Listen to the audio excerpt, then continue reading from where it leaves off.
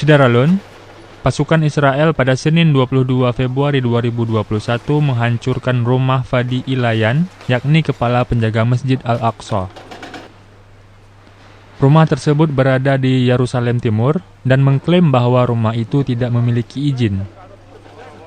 Israel mengklaim pembongkaran itu terjadi karena kurangnya izin pembangunan, sementara Ilayan mengatakan bangunan itu berada di dalam wilayah zona lingkungan di mana konstruksi diperbolehkan.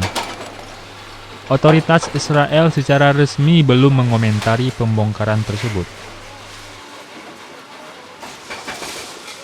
Organisasi Hak Asasi Manusia Palestina, Israel dan internasional mengatakan bahwa pihak berwenang Israel dengan sengaja membatasi izin bangunan bagi warga Palestina di Yerusalem Timur dalam upaya untuk menciptakan mayoritas Yahudi di kota itu.